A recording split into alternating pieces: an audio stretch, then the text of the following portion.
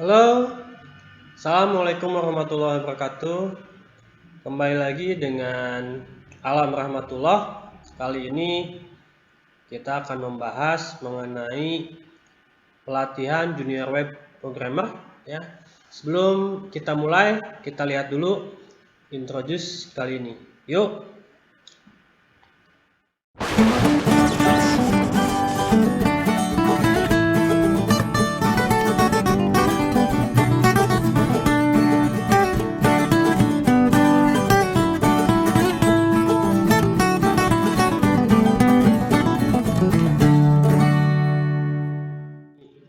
Pelatihan junior web programmer.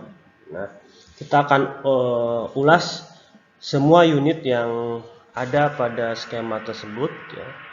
Yang pertama di sini mengenai instalasi software tools pemrograman. Jadi sebelum kita mulai programming, dipastikan unit kompetensi instalasi software ini peserta mampu menguasainya. Ya. Adapun di sini ringkasan mata pelatihan. Yang pertama mengenai unit kompetensi dengan acuannya melakukan instalasi software tools pemrograman dengan kode unitnya ini sesuai SKKNI. Nah, di sini deskripsi singkatnya yaitu mata pelatihan ini memfasilitasi pembentukan kompetensi tentang cara melakukan instalasi lingkungan pemrograman yang akan digunakan dalam pekerjaan membuat program. Jadi sebelum kita mulai coding gitu ya, siapkan apa saja yang harus dipersiapkan, instalasi atau tools apa saja yang harus kita install ya. Adapun di sini hasil pembelajaran yang akan menjadi target dari pelatihan ini adalah setelah mengikuti seluruh rangkaian pembelajaran pada mata pelatihan instalasi software tools pemrograman, diharapkan peserta mampu melakukan instalasi software tools pemrograman yang akan digunakan ya, dalam pembuatan suatu aplikasi atau program. Indikatornya di sini yang pertama memilih tools pemrograman yang sesuai dengan kebutuhan. Jadi requirement apa yang akan kita buat gitu ya, apa saja yang dibutuhkannya, kemudian tools yang akan digunakannya apa. Kemudian yang kedua adalah menginstal. Jadi setelah melakukan requirement apa aja toolsnya, softwarenya ya, yang kita butuhkan, kita coba instalasi. Nah, nanti kita ada beragam tools dan paket yang akan kita coba kasih contoh untuk instalasi ya. Ketiga adalah menerapkan hasil pemodelan ke dalam eksekusi script sederhana. Jadi agendanya kurang lebih ada 3 yang barusan kita ulas.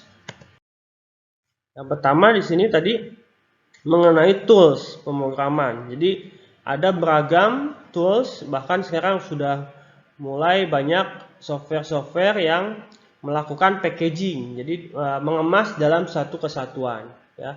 Kita tinggal istilahnya one action ya, satu kali klik itu semua sudah terinstall ya. Tools pemrograman itu apa ya? Kadang disebut juga sebagai software development tools, yaitu sebuah program komputer yang digunakan oleh software developer ya, untuk membuat, mendebug, memelihara, atau untuk mendukung program dan aplikasi lainnya. Jadi supporting bisa dilakukan ya, atau kita melakukan pembuatan aplikasi atau programming ya, mendebugnya sekalian dalam tool tersebut ya, termasuk maintenance di situ. Kegunaannya apa? Di sini adalah translator ya, menerjemahkan dari bahasa manusia ke komputer. Kemudian menjadikan informasi program dapat tersedia untuk manusia. Jadi kita coding ya, diterjemahkan, kemudian dipahami oleh komputer. Nah, komputer itu akan menghasilkan sebuah program yang tersedia ya untuk manusia lainnya lagi gitu ya. Adapun di sini beberapa jenis tool pemrograman ya. Pertama itu ada source code editor atau text editor ya yang biasa kita gunakan ya. Secara teks, jadi seluruhnya dilakukan menggunakan command line ya, langsung dilakukan seperti notepad seperti itu. Ada pula yang sekarang based on GUI ya, graphical user interface ya. Kemudian database client, source code client ini untuk kebutuhan database ya. Lalu ada juga yang tools pemrograman satu paket ya. Jadi yang tadi saya bilang packagingnya dalam satu paket, dalam satu kesatuan. Jadi satu kali install itu semua kebutuhan untuk programming dapat tersedia gitu ya. Oke, sampai di sini tadi apa itu tools ya, kemudian jenis tools. Nah, lalu selain itu apa yang harus kita pahami adalah platform.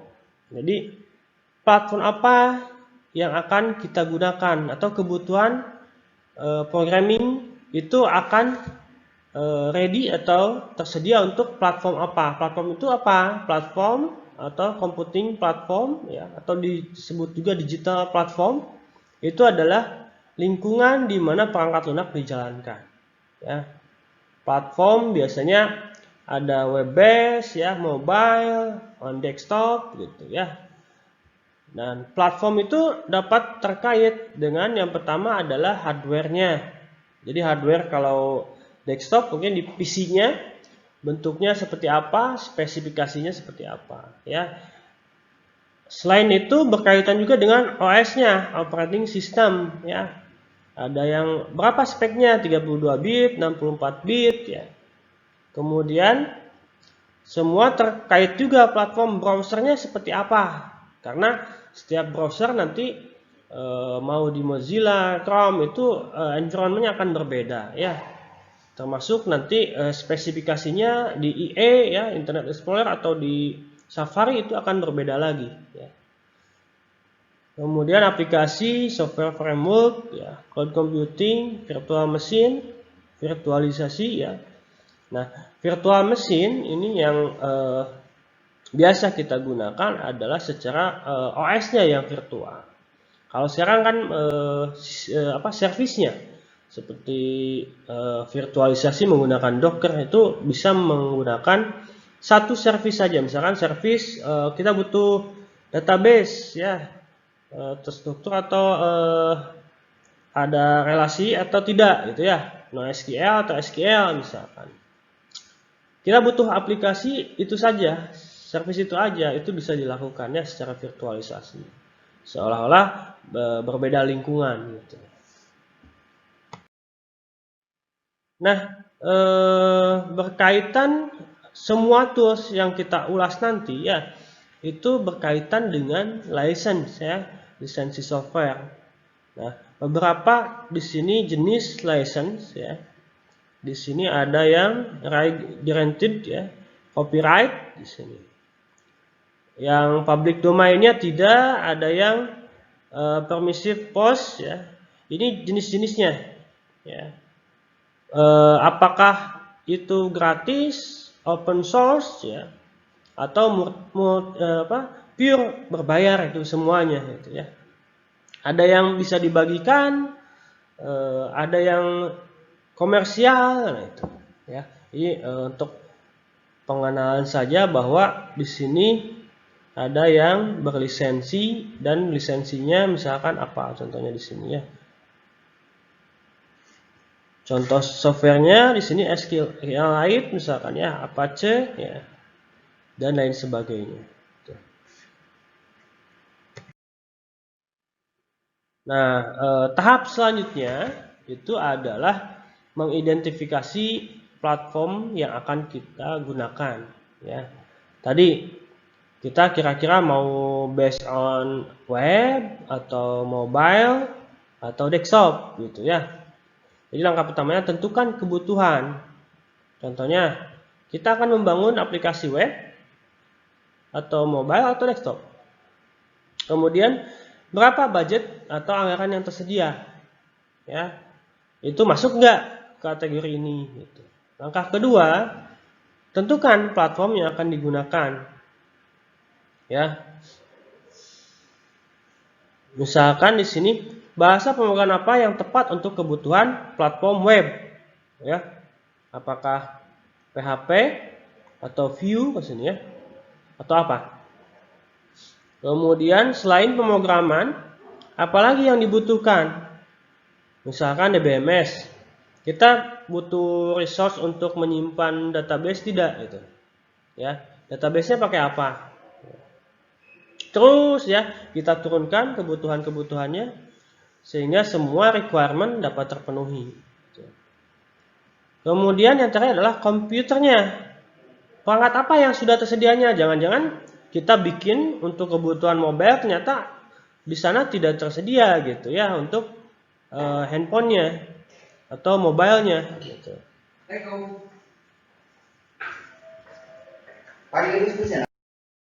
Nah, selanjutnya kita lanjutkan untuk contoh ya.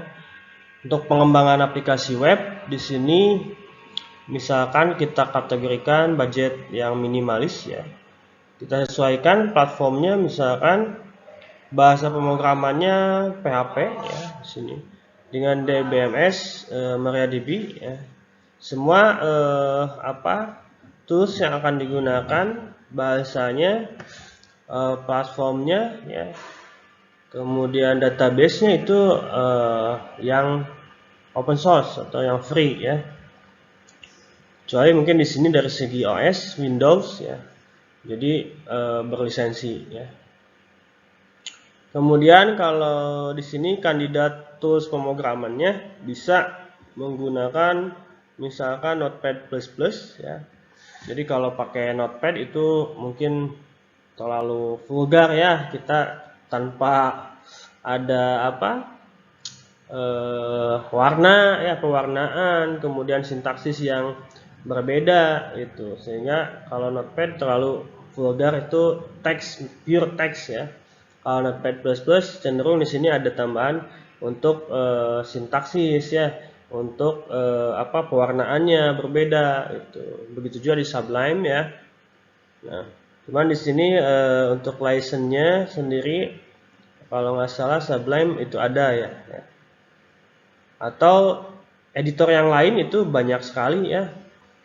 Saudara biasakan gunakan yang walaupun berbayar tapi punya license, misalkan untuk pendidikan ya, untuk pelajar, untuk student ya, untuk lecture ya. Jadi walaupun berbayar tapi ada edisi edukasinya, biasanya itu gratis ya. Saudara tinggal mendaftar melalui emailnya menggunakan email instansi misalkan atau sekolah atau universitas kampusnya, itu bisa dikasih lisensi yang gratis gitu ya. Kemudian untuk DBMS-nya, nah ini suka salah kaprah tuh, misperception antara DBMS client dengan DBMS. Nah, perlu kita ketahui bersama ya. Kalau DBMS itu pure adalah database-nya apa ya? Database-nya itu ya, tolong diingat database. Nah, database ini bisa kita akses ya secara langsung atau melalui klien atau remote ya. Kita ceritanya seperti itu ya, bisa secara langsung atau remote. Dalam artian kalau remote adalah melalui klien ya.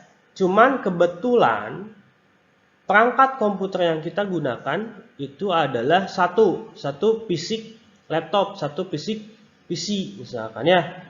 Kebetulan sama. Nah, sehingga mekanisme remote-nya itu bukan antara komputer ke komputer, tapi di dalam satu komputer itu sendiri ya.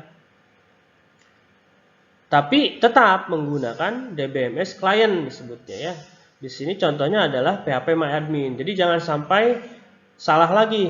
Ketika saudara ditanya menggunakan database apa, jawabnya PHPMyAdmin. Nah, itu menjadi kesalahan yang sangat fatal gitu ya.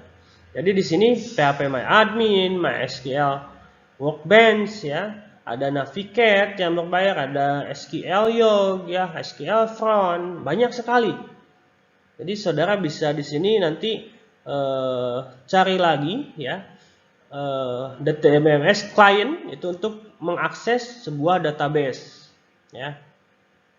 Jadi sama halnya mau di laptop yang sama ataupun di server nanti ya, di VPS misalkan hosting itu bisa di remote ya, bisa kita akses dari klien. Nah, pakai tools apa diantaranya ini. Jadi jangan sampai salah lagi, phpMyAdmin bukan database ya, saya tekankan lagi. Oke, selanjutnya aplikasi platform dalam satu paket. Nah, ini packagingnya. Ini yang salah lagi, selalu terjadi kesalahan itu ketika mahasiswa atau peserta pelatihan ya ditanyai mengenai kebutuhan apa ya yang harus ada untuk membuat suatu website. Pertama jawabnya apa? XAMPP. Itu salah ya. Karena XAMPP contoh di sini adalah aplikasi platform dalam satu paket. Artinya itu hanya packaging saja. Ya. Kalau kita analogikan kita belanja ya menggunakan kresek. Nah, kresek itulah ya yang disebut satu paket tadi. Di dalam kresek ada apa? Ada web servernya, ada database servernya, DBMS-nya, dan ada yang lain itu. Jadi satu paket. Ya. Itu yang perlu diingat. Jadi apa itu XAMPP? Ya, itu adalah packaging ya yang isinya ada Apache kalau dari singkatannya ya, XAMPP X berarti cross site itu di semua OS bisa harusnya ya. Cross, kemudian Apache ya, MySQL, PHP, Perl. Oke, selanjutnya ke instalasi tools pemrograman. Jadi kita tadi sudah mengulas mengenai requirement tools apa saja yang kita butuhkan ya, disesuaikan dengan kebutuhan apa yang akan kita buat ya, program apa yang akan kita buat. Indikator hasil belajarnya di sini, setelah mengikuti pembelajaran ini peserta dapat menginstal tools. Nah, pada dasarnya di sini keilmuan yang harus ditangkap atau dipahami adalah proses instalasi. Nah, ini sudah basic sekali ya, dasar sekali untuk proses instalasi. Nah, langkah umum sebelum instalasi tools pemrograman yaitu langkah seperti pada umumnya ya. Beli atau unduh softwarenya. Jadi mekanismenya bisa langsung dari source-nya, sumber dari websitenya ya, atau beli secara fisik ya. Kalau beli biasanya sudah, sekarang mekanismenya adalah lisensi ya. Yang dibeli adalah lisensinya, untuk source-nya itu tinggal download ya. Yang kedua adalah identifikasi requirement-nya ya. Biasanya ada guidance atau help. Untuk suatu tools itu membutuhkan requirement juga. Jadi agar bisa dijalankan pada suatu perangkat itu requirement-nya membutuhkan apa saja gitu ya. Ketiga, penuhi requirement-nya ya. Kalau butuh .NET-nya harus install dulu .NET-nya, seperti itu biasanya ya. Yang keempat adalah install softwarenya sesuai petunjuk masing-masing ya. Nah, contoh di sini adalah cara menginstal Sublime ya. Jadi kita akses websitenya, kemudian download pada umumnya ya. Pada menu download, di sini hasil downloadnya kita tinggal execute ya. Eksekusi, double klik, kemudian install, biasanya seperti itu. Nah, prosesnya kurang lebih sama pada umumnya ya. Di sini saudara tinggal melakukan next dan tentunya silakan dibaca petunjuknya apa di sini ya. Kemudian di sini path atau destination ya. Posisi penginstalannya mau di mana, di path ya, drive, C, program file dan seterusnya. Langkah selanjutnya adalah di sini pilihan ya, mau ditambahkan ke konteks menu atau tidak, itu opsional. Kalau sudah ready ya, tinggal lakukan install, maka proses instalasi berjalan seperti biasanya ya. Sampai selesai. Nah, begitu juga proses penginstalasi packaging paket-paket XAMPP, contohnya saudara tinggal download dari situsnya langsung ya, apachefriend.org. Di sini isinya mau versi berapa tadi ya. Setelah hasil downloadnya di sini kita lakukan instalan seperti biasa ya. Tidak ada hal yang unik atau hal yang baru di sini ya. Proses instalasi pure dilakukan secara reguler ya, biasa. Yang perlu diperhatikan ya, biasanya kan next seperti itu ya. Nah, sementara tidak semua service ini kita akan gunakan. Nah, apa yang terjadi itu kebiasaan yang buruk sekali ya. Tentunya akan memakan resource atau space pada drive kita, apalagi sekarang trennya SSD ya, yang space-nya cuma sedikit. Nah, itu saudara silahkan gunakan atau install sesuai kebutuhan. Misalkan di sini Apache ya pasti dibutuhkan, database-nya MySQL dibutuhkan. Nah, cuman FileZilla, FTP kira-kira dibutuhkan tidak? Kalau hanya dalam satu perangkat yang sama itu ya, artinya kita tidak usah melakukan file transfer protokol. Kita tinggal copy ke folder, letak lokasi penyimpanan web servernya di mana gitu ya. Begitu juga database-nya. Jadi bisa kita uncheck di sini FileZilla karena kita tidak meremote ke server lain gitu ya, ke server hosting, ke VPS gitu. Jadi dalam satu komputer kita aja lokal, artinya kita tinggal copy paste saja dari tempat folder ini ke folder yang lain. Begitu di websitenya ya, filenya dan seterusnya. Kemudian mail server juga dibutuhkan tidak? Jika tidak, ya kita uncheck. Tomcat ini juga kebutuhan ya. Kita akan digunakan untuk misalkan Java programming, butuh Tomcat gak gitu. Kalau tidak digunakan, kenapa harus diinstal gitu ya? Itu memakan space nantinya, kita uncheck saja. Nah, di bahasa pemrograman juga, apakah dua bahasa ini digunakan atau kita menggunakan PHP saja? Ya, kalau hanya PHP berarti ini bisa di-uncheck juga, tidak digunakan ya. Begitu juga di sini. Ya, tadi DBMS kliennya, saya mau pakai SQL yo, saya mau pakai Navigate. Ya, berarti PHP admin nggak butuh dong, gitu ya. Kita tinggal uncheck saja di sini, ya, dan sebagainya di sini. Ini additional, jadi saudara bisa cek uncheck, bisa diinstal ataupun tidak. Ya, silakan di sini lakukan optimalisasi ya, sesuaikan dengan apa yang akan kita gunakan gitu ya, apa yang kita butuhkan. Oke. Nah, kemudian path destination di sini instalasinya yang biasa di drive-nya lebih dari 1 C, D, E, nah itu silakan space-nya nyimpennya di mana nih, mau di C atau di D dan sebagainya. Nah, yang terakhir ini learn about Bitame ya, ini mau di checklist atau tidak, ini opsional juga ya. Setelah itu udah ready ya, next. Maka proses unpack, nah tadi packagingnya tadi ya, instalasi dilakukan. Kemudian, nah di sini ada pilihan terakhir, apakah ya kamu ingin memulai membuka kontrol panel ya, menjalankan kontrol panel, checklist. Jika setelah finish mau langsung dijalankan, berarti kita cek. Kemudian finish. Selesai. Jadi tadi proses instalasi dua contoh tools ya. Begitu juga di yang lainnya. Itu kurang lebih proses instalasi secara reguler, tidak ada yang spesial, ada yang unik, ada yang hal yang baru lagi gitu. Itu pure dasar banget ya. Jadi diharapkan unit itu saudara sudah kuasai.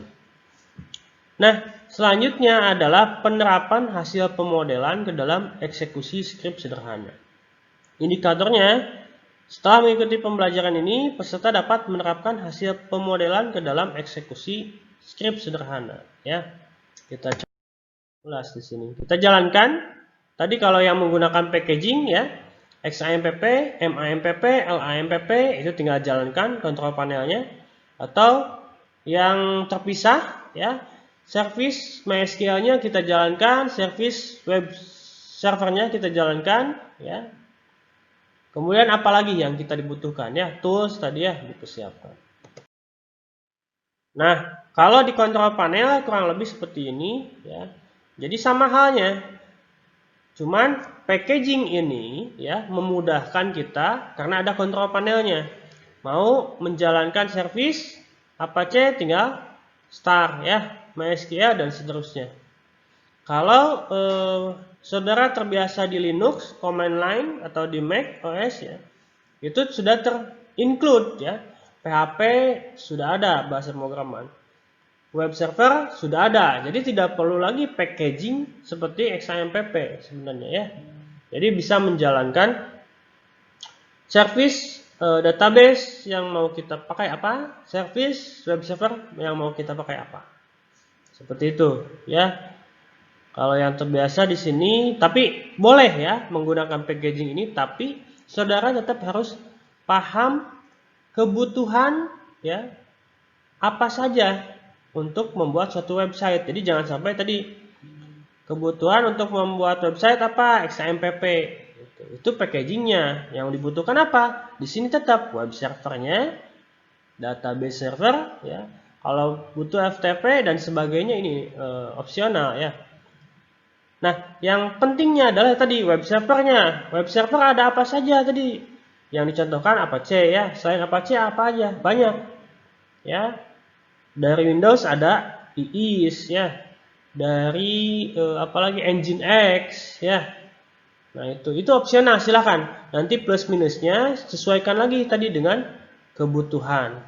Kita environmentnya, lingkungannya mau seperti apa, speknya seperti apa, kira-kira muat gak gitu, cocok nggak dengan tools yang akan kita gunakan. Contoh ini sudah dijalankan port yang terhubung. Nah ini perlu basic networking di sini. Jadi port yang digunakan ini ya, kalau tidak jalan juga ada trouble apa, misalkan portnya sudah digunakan, port 80 sudah digunakan, berarti bisa menggunakan port lain ya. Kita bisa config di sini. Itu basic networkingnya. Nah tampilan localhost-nya ya, berarti di sini tadi ya ceritanya. Kita dalam satu PC dari klien mengakses ke server. Nah, cuman karena dalam satu PC yang sama disebut lokal ya. Jadi dari dalam satu PC seolah ke web server ke server yang diakses balik lagi ke lokal di dalam komputer yang sama, itu satu komputer yang sama. Ya. Nah, lokasi file source code-nya biasanya ada di nama foldernya adalah htdoc ya. Jadi kalau di Linux biasa ada di var www html ya, var www misalnya. Database-nya ada di mana ya. Kalau packaging biasanya dalam satu folder yang sama. Kalau ini packaging XAMPP berarti htdoc di sini untuk penyimpanan website, database ada di MySQL ya. PHP ada di folder PHP. Gitu. Jadi tadi ya yang diceritakan FTP tadi, kalau file transfer protokol kita butuh tools ya, file transfer protokol untuk mengirim database ke server. Nah, karena servernya dalam PC yang sama, masih di PC yang kita, tinggal copy saja ke lokasi file folder ini. Gitu. Itu ya. Jadi kadang masih ada yang bingung, dalam satu PC pakai FTP, padahal dalam satu PC itu ya kita bisa akses langsung ya, bisa kita kopikan langsung. Kalau kita remote ya ke server, ke VPS, ke hosting, berarti kita butuh file transfer protokol. Bagaimana cara dari komputer kita meremote ke komputer yang ada di server, gitu. Komputer yang ada di hosting, ya itu. ya. Nah, tadi eksperimen sederhananya di sini kita punya flowchart, ada inputan usia itu dengan variabel usia ya, isinya 20. Berarti di sini ada logik ya. Usia lebih dari 0 dan usia kurang dari 5. Kita ke pemrograman algoritma dasar ya. Jika usia lebih dari 0, betul tidak 20? Betul ya. Dan artinya ini harus benar dua-duanya ya. Usia kurang dari sama dengan 5. Itu salah. Berarti jawabannya adalah true and false. Artinya false ya. Kalau false berarti bukan ke sini larinya, ke sini ya. Dan seterusnya. Ya, sampai ditemukan. Kalau usia lebih dari 5-nya betul, usia kurang dari 17 salah, berarti jawabannya salah. Di sini usia lebih dari 17 betul, usia kurang dari 40 betul. Berarti yang true adalah pemuda ya, bukan dewasa. Jadi dari flowchart tersebut harus bisa membuat pemrograman sederhana, berarti hanya fungsi if. Nah, nanti di pertemuan selanjutnya kita ulas mengenai tipe data ya, kemudian struktur data ya, dan sebagainya. Kalau ini pengenalan saja. Jadi implementasi kita bisa menggunakan source code bagaimana menuliskan ke tools yang tadi. Cobaannya di sini adalah Sublime. Nah, di htdoc tadi kita bisa tambahkan ya folder secara langsung, misalkan folder usia. Kemudian dalam folder ini kita buat misalkan index.php karena setiap website itu akan menerjemahkan atau membaca dulu file yang bernama index ya. Kemudian bahasa pemrogramannya PHP, berarti tinggal control space itu akan otomatis terbaca. Nah, berarti tadi ya flowchart sederhananya tadi pemilihan jika ada usia isinya 20, maka if ya usia lebih dari 0 dan usia kurang dari 5. Jawabannya apa? Nah, begitu seterusnya. If ya, else, if, else, if, else sampai terakhir. Sama, berarti sudah sama dengan flowchart yang tadi ya. Kemudian kita eksekusi ya, menjalankan program dari browser. Jadi inti poin dari bahasan ketiga ini adalah saudara mampu menjalankan bahasa pemrograman yang sudah dibuat, jalankan pada browser. Jadi kita tinggal akses localhost karena dalam lokal ya. Walaupun kita hostnya bisa kita manipulasi. Misalkan google.com, kita hostnya ganti ke lokal ke sini. Berarti ketika mengakses Google itu larinya tidak akan ke internet, tapi ke lokal ke sini ya, ke folder kita. Ada usia foldernya ya. Maka isinya indeks tadi adalah logik dari inputan usia sama dengan 20. Maka ketika dimasukkan 20, betul tidak ya? Masuk kemana itu adalah isinya pemuda. Semudah itu ya. Jadi saya harapkan dari pelatihan ini saudara mindsetnya sudah sedikit terbuka lagi, sudah yang lupa menjadi ingat lagi ya bagaimana basic dari unit kompetensi yang pertama ini sangat basic sekali ya, harus sudah dikuasai. Maka kesimpulannya di sini memilih tools pemrograman harus sesuai dengan kebutuhan dan platform yang akan digunakan. Jadi tadi ya, saya di OS-nya di Linux nih. Kalau toolsnya phpMyAdmin ya, DBMS client itu bisa karena berbasis web, bisa di mana saja ya. Tapi untuk klien misalkan kayak SQL, ada nggak untuk kebutuhannya pada Linux? Ternyata itu khusus Windows misalkan ya. Jadi disesuaikan. Kemudian web servernya misalkan tadi Apache ya. Saya pinginnya Nginx. Ya silakan disesuaikan ya. Kebutuhannya apa? Misalkan caching ya.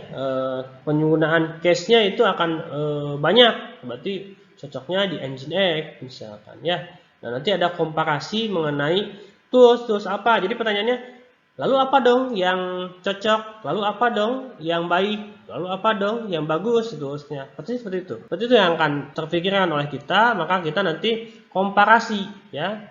Kita coba googling apa saja plus minusnya. Kalau kita pakai MariaDB, plus minusnya apa? Kalau kita pakai NoSQL, plus minusnya apa? Sesuaikan dengan kebutuhan tadi ya. Yang kedua, menginstal. Saudara yang terbiasa menggunakan laptop, komputer itu sudah tidak asing lagi dengan cara untuk menginstal. Tidak ada hal yang unik atau aneh di sana ya. Ada flowchart sederhana, kemudian kita implementasikan ke dalam tools ya. Source code yang kita buat ya. Kemudian hasil penerapan tersebut di atas dijalankan tadi ya, dengan bahasa pemrograman dan platform yang digunakan. Jadi jangan sampai lagi kita bikin aplikasi tapi tidak tahu path alamat penyimpanan websitenya di mana. Nah, itu ya. Kita bisa bikin aplikasi ya, tapi ditanya kebutuhan web, jawabnya XAMPP. Itu packaging ya. Kebutuhannya adalah web server tadi ya. Kalau bahasanya yang membutuhkan server side programming ya. Kalau HTML, JavaScript itu lain cerita ya. Itu adalah client side. Artinya kita tidak membutuhkan web server ya. Karena berjalan pada sisi klien sendiri. Ya. Konsep internet masih ingat ya, ada client, ada server. Nah, bagaimana si klien ini mengakses ke server gitu ya? Itu menggunakan tadi bahasa server side programming. Contohnya tadi adalah PHP. Kalau client side seperti HTML ya. Nah, itu berarti hanya berkutat pada klien itu sendiri ya. Tidak mengakses ke server gitu. Ya.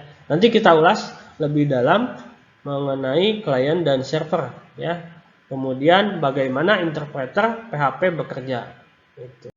Pelatihan untuk unit yang pertama ini, instalasi software dan tools kebutuhan software ya. Assalamualaikum warahmatullahi wabarakatuh.